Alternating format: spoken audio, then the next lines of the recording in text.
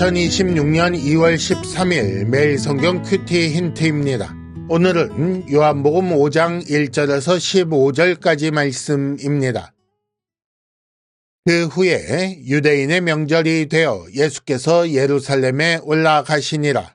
예루살렘에 있는 양문 곁에 히브리 말로 베데스다라 하는 못이 있는데 거기 행각 5이 있고 그 안에 많은 병자, 맹인, 다리 저는 사람, 혈기 마른 사람들이 누워 물의 움직임을 기다리니 이는 천사가 가끔 못에 내려와 물을 움직이게 하는데 움직인 후에 먼저 들어가는 자는 어떤 병에 걸렸든지 낫게 됨이러라.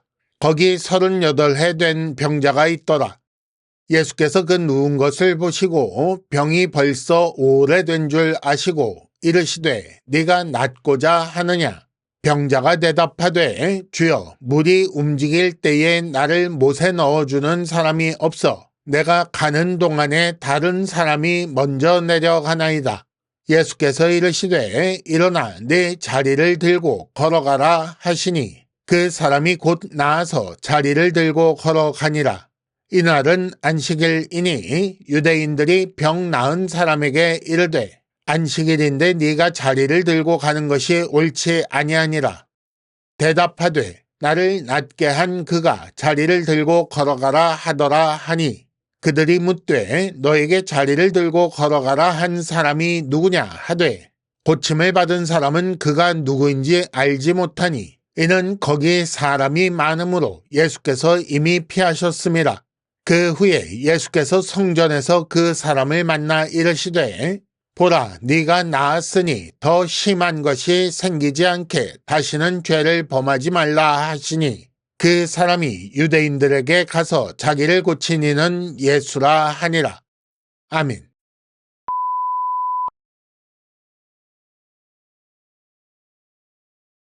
(1단계) 본문의 구조와 내용을 간단하게 정리하기. 오늘 말씀은 38년 된 병자를 고치신 일이라고 제목을 붙일 수 있겠습니다.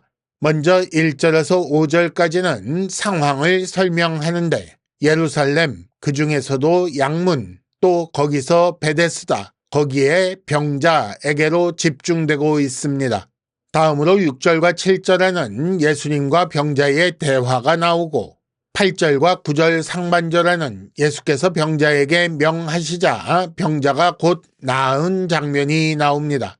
이어지는 9절 하반절에서 13절까지는 유대인들과 고침받은 사람의 대화가 나옵니다. 그리고 14절에 예수께서 성전에서 그를 만나 요구하시는 것이 나오고 15절에는 고침받은 사람이 유대인들에게 가서 말하는 장면이 나옵니다. 오늘 말씀의 내용을 간단하게 생각해 보겠습니다. 유대인의 명절이 되어 예수께서 예루살렘에 올라가셨습니다. 그 예루살렘 양문 곁에 베데스다라 하는 못이 있고 그 베데스다 연못 가에 행각에 많은 병자가 누워 있었습니다. 예수께서 그 중에 한 사람 38년 된 병자를 보시고 네가 낫고자 하느냐라고 하시자 그는 자신의 절망적인 상황을 말합니다. 그런 병자를 향해 예수께서 일어나라, 네 자리를 들어라, 그리고 걸어가라 라고 하시자 그가 곧 나았는데 그런데 그날이 안식일이었습니다. 그래서 유대인들이 그 고침받은 사람을 질책하며 누가 너한테 그것을 들고 가라고 하더냐라고 묻지요.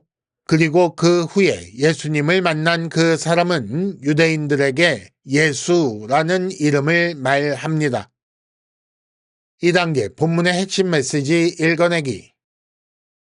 오늘 말씀 시작 부분에 마치 카메라가 점점 다가가는 것처럼 예루살렘에서 양문으로 또 베데스다라는 연못으로 거기서 행각으로 그 행각 안에 있는 많은 병자에게로 그리고 다시 한 병자에게로 초점이 다가갑니다. 그런데 거기 많은 병자가 있는 이유를 말한 괄호 안에 있는 구절은 사실은 당시 사람들이 믿던 미신의 내용이고 베데스다 연못의 실제 치료 효과는 없는 것이었습니다. 따라서 거기 모인 많은 병자들은 헛된 소망을 품고 있는 것이지요. 38년 된 그 병자는 그 중에서도 특히 비참한 상황이라고 할 수 있습니다. 병은 오래됐고 그를 돕는 사람은 하나도 없어서 헛된 경쟁에서 밀려나고 있었습니다. 그렇기 때문에 예수님의 낫고자 하느냐라는 질문에 그는 절망적인 답을 할 수밖에 없었습니다.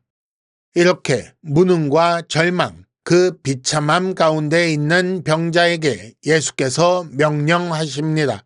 그리고 그 명령의 결과 그는 곧 나아서 일어나 들고 걸어갑니다. 그야말로 거부할 수 없는 회복이 임한 것입니다. 이렇게 돌아가는 고침받은 사람을 향해 유대인들은 전통에 근거하여 질책합니다.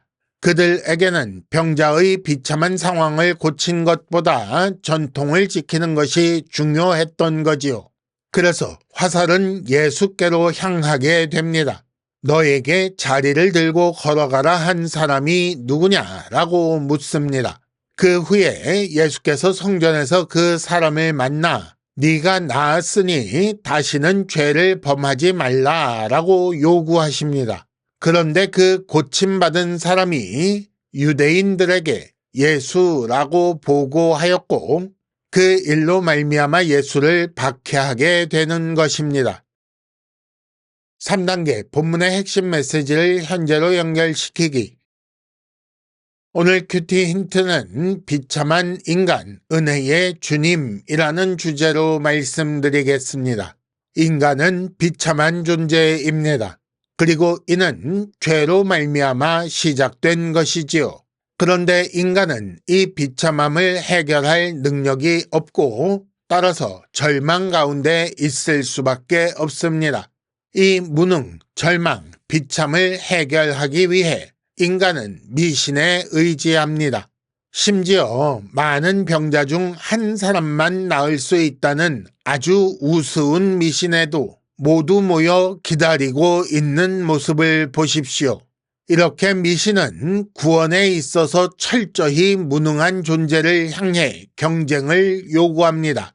그리고 인간은 헛된 소망 가운데 무한 경쟁하게 되는 것입니다. 그리고 자신의 나음을 위해 타인의 고통이 지속되기를 바라게 되는 거지요. 그러니 얼마나 비참한 상황입니까? 그런데 예수는 인간의 무능, 절망, 비참을 해결하기 위해 오십니다. 인간의 상황을 보시고 아시고 낫고자 하느냐라고 묻습니다. 그 질문에 절망적인 답을 할 수밖에 없는 인간에게 예수는 치유를 명령합니다. 그리고 예수님의 이 명령은 실패하지 않고 인간은 결국 새로운 삶을 시작하지요. 이 과정에서 예수께서는 아무것도 요구하지 않으십니다.